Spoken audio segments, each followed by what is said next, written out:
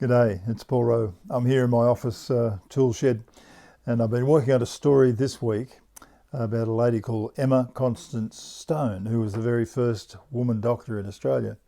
And it's a great story. You can check it out on the blog on the website. But in short, she was trying to get qualified as a doctor here in Australia, couldn't do it in the 1890s, earlier 1880s, had to travel the world. It took 10 years for her to get back here so that she could get qualified and recognised as a doctor, and began as the first woman doctor in Melbourne in Victoria, and with a group of other doctors eventually started the Women's Hospital. And it's an extraordinary story, and we put it out there and people are already responding and saying this is a great story. But what I've been trying to do is, sitting here this afternoon, I was sort of tracking the story back. You know, part of storytelling and story gathering is sort of following the threads like a detective. And as I began to pull the threads on this story, I came across a quote from a historian I've been reading, Tom Holland. There he is. And he was talking about how he canvasses all of human history, and he was tracking the story of the church. But he made this interesting comment. He said, now, a lot of the story I've been telling is about hierarchies and governments and generals and bishops and things, mostly men. But these weren't the massive Christian people who influenced things, really, and how they shaped things. It was always in the home, he says, that children were most likely to absorb the revolutionary teachings that over the course of 2,000 years have become so taken for granted as almost to seem part of human nature. And then this, the Christian Revolution was wrought above all at the knees of women.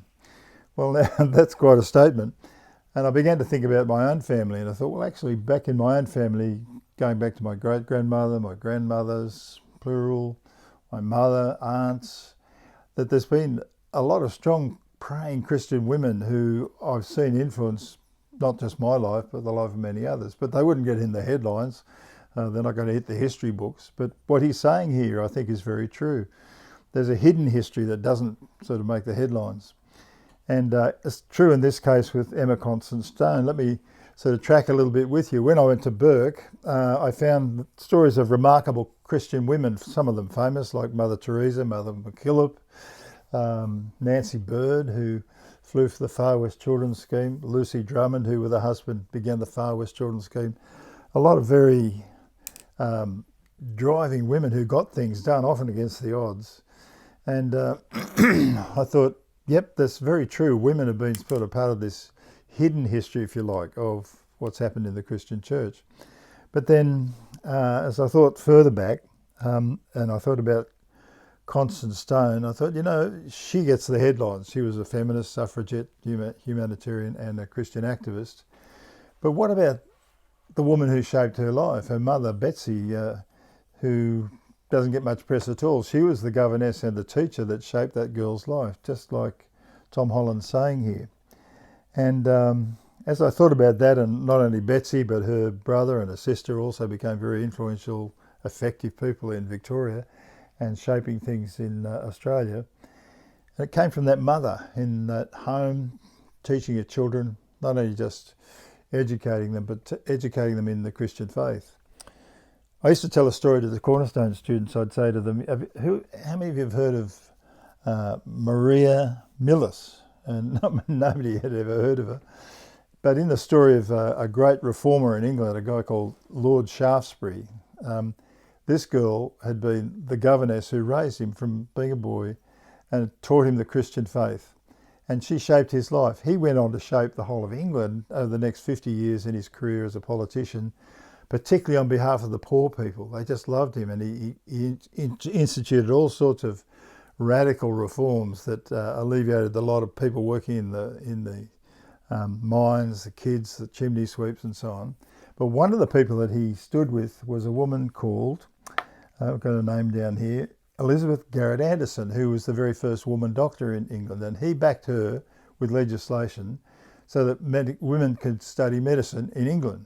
And it just so happens, I discovered, that my friend, my hero, Emma Constance Stone, visited her in England on her round the world trip to get qualified, and stayed with that hospital, the new women's hospital in England, and that's where she got fired with the idea that she could do the same back here in Australia. So I thought to myself, that little girl who raised Anthony Ashley Cooper influenced his life. She only had a few years in his life, but changed his life by teaching him about Jesus. She's not going to make the headlines, but he changed the face of England. He influenced this woman doctor in England who influenced Emma Constance Stone. You may, if you pull the threads long enough, you'll come back to the story of Jesus back in the New Testament. You'll see how he changed the whole approach to women. He changed the way they were treated, their status. As Paul said in his letters, we're all one in Christ. Men, and it's not men and women anymore, but we're all equal. We're all one in Christ. Well, that's a radical shift in the ancient world, and the proof of it is still here in Australia. In this story I've tracked with you and show you, when you start pulling the threads, you start finding how interwoven these stories are, and it all tracks back to that amazing person, Jesus, back there in history. So you might like to look at your family, and maybe there'll be a Betsy, like a mother teaching a daughter, or it might be a Maria Millis teaching a young boy. You don't know what influence you might be able to have in somebody's life. But I hope you enjoyed sort of getting inside how I track a story. I'm Paul Rowe. I'm the Outback Historian.